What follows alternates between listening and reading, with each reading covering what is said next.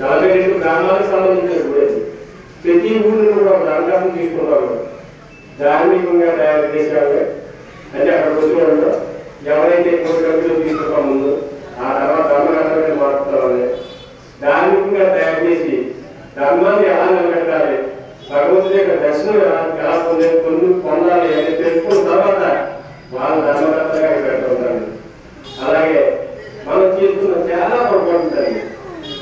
మనం ఏం చేస్తామంటే గుళ్ళోకి వచ్చే ఇంటి దగ్గర నుంచి గుడికి వెళ్ళాలనుకుంటాం, గుడి వచ్చి నుంచి ఇంటి దగ్గర రాలనుకుంటాం. మన పుణ్యానికి వస్తున్నాం తెలుగుందా పంచపక్షణాలు అనుకొని తినేసామనుకుంటున్నాం. ఆగా అక్కడ గొడవ అయిపోతుంది, ఎక్కడ ఉందో అక్కడ తెలుస్తాం. మరి ఆ గురించి ఆలోచిస్తాం. మంచి ఉంటుందా మనం చేసి పూజలు అలాగే ఉండదు. ఒక్కసారి ఆలోచించండి. దగ్గర శుద్ధిగా మనస వాచ కర్మ మనం భగవంతుని సేవించగలిగితే ఆ అంతగా లేకుండా దివ్యశక్తి మనం ఏ మనం ఏం చేస్తామంటే ఎటువంటి అకాలంలో అటువంటి ఆలోచించాం. మన జీవితాలు ఎలా అయిపోయింది. 80 సంవత్సరాలు చేసాం, 40 సంవత్సరాలు చేసాం, 50 సంవత్సరాలు చేసాం. దేవుడి అక్కడ ఎక్కడ పట్టడం చేసి అక్కడగా ఇక్కడ ఉండగా అది కాదు. మన ముందర మార్చుకోవచ్చండి. ఏదైనా పరిశీలిస్తున్నప్పుడు ఇక్కడ ఉద్యోగం ఉంటుంది, ఇంటికే ఉద్యోగం ఉంటుంది. మళ్ళీ 2 సంవత్సరాలు 3 సంవత్సరాలు స్వామి వస్తారన్నాం అంటే ఇది గౌరవంలో జరుగుతున్న ఆరోగ్యాల గురించి మాట్లాడుతుంటారు. ఇంకో విషయం ఏంటంటే అందరూ పెద్దలు కొంతమంది ఏం చేస్తారంటే గుడికెక్కి వాళ్ళు అందరూ కావాలంటారు, గుడికెక్కిన తర్వాత రాని అంటారు. మీరు ఎక్కడ చూసారు? ఎక్కడ అందరూ కలిపి వెళ్తారు గుడి. దాన్ని ఎవరు టైల్స్ లేకపోతే పెద్ద ఎవరు కట్టారు ఆ గుడి రాదంటారు. అమ్మా ఆ చదువుకమ్మా నాకంటే అప్పుడు నా అంత అయిపోతుంది. తర్వాత దానిలో జరిగే పాపుణ్యాలన్నీ కూడా కుటుంబాలు జరుగుతాయి. ఆ తర్వాత దాన్ని ఎక్కడ అయిపోతారు.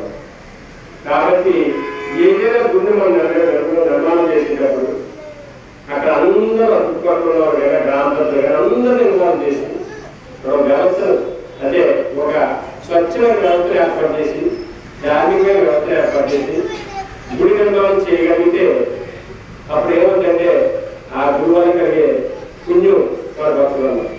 మీకు చిన్న ఉదాహరణ ఇస్తాను కదండి. మీ ఇంట్లో ఒక ఆధ్యాత్మం ఉందమ్మా, మీరు ఒక్కరికే వాడుతుందమ్మా. మీ ఇంట్లో ఆధ్యాత్మం పెద్దదైంది, పువ్వులు పూసే పక్కింట్లో ఏమవుతుందంటే ఈ పైలో ఏమవుతుందని చెప్తారంటే చెప్తా అవుతుందండి.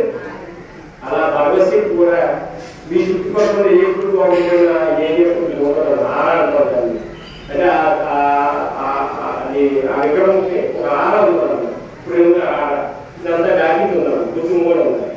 అలాగే ప్రతి విగ్రహం ఉంటుంది. ఆ ఏరియాలో ఉన్న ఇండియన్ బాగుంటుంది, ఆ గుడి బాగుంటుంది. మీరు అనుకుంటా మీరు అన్ని బాగా చేస్తారు, కులంలో టెంపుల్ చేస్తారు అనుకుంటారు. కానీ గుడి పడితే తప్పు అది అన్నారు. కానీ గుడి ఏర్పాటు అనేది అది మంచిగా మంచి వాడు చేస్తారు అనుకోండి. పులిపని వాడుతున్నారు, ఇంటిపక్క ఉందనుకోండి, మన కొత్తగా వాడతారా? దాన్ని మొత్తం చేసుకోవాలి ఎవరు చెప్పారు అయిపోతుంది కదా.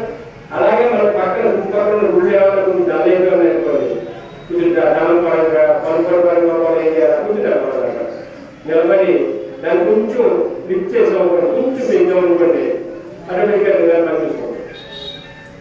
ఎందుకంటే ఒక 1,000,000 మందిని అక్కడ జాగ్రత్తగా అది చేయగలుగుతాం. అలాగే ప్రతి గుడిని కూడా డెవలప్ చేయాలి. మనం ఏం చేస్తామంటే ధర్మకర్తలు అనేవాళ్ళు సేవకులుగా ఉండాలి.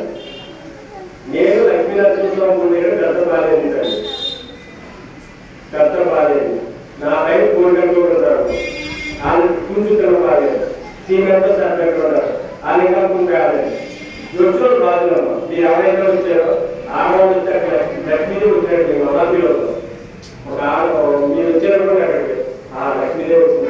ఆవిడకి ఏం కావాలి, ఏం చేయాలి, ఆవిడకి ఎలా చూసుకోవాలి అనేది అక్కడ సిస్టమేటిక్గా ఉంటుంది. మీరు మంచి ఎన్నిసార్లుగా తెలిసారి చెప్తారు. మీరు వెళ్ళిపోయే వరకు మీ ఇంకొచ్చే మర్యాద చేస్తారో చేయరు, కానీ అక్కడ మర్యాద చేయకుండా. కాబట్టి ఏ గుడికి వచ్చినా ఆ ధర్మంలో భార్యతో ఉంటారు. లేకపోతే ఆ గుడి ముందు ఏ పిచ్చోడు కిందో లేకపోతే గుడ్డోడు కిందో డబ్బోడు కిందో లేకపోతే ఏ గట్టి కొట్టు కిందో పుట్టి ఆ గుడ్డులో ఉంటాడు కుటుంబంలో పరిస్థితి. అందువల్ల ఏంటంటే ధర్మశాస్త్రం ఎప్పుడు కూడా గుడి విషయంలో అందరూ సమానం చేసుకుంటారు. ఎందుకంటే ఈ శరీరం భూమి మీద ఎంతకాలంలో తెలుసు, కానీ మనం పెట్టిన గురువులతో కొన్ని తరాలు ఉంటారు. మనం ఎక్కడున్నా సరే ఈ పాపం కానీ పుణ్యం కానీ మనం ఏం చేస్తే వెంటాడుకుంటూ, అందువల్ల ఏంటంటే గుడి విషయంలో ఆ విధంగా జాగ్రత్తలు తీసుకోవాలి.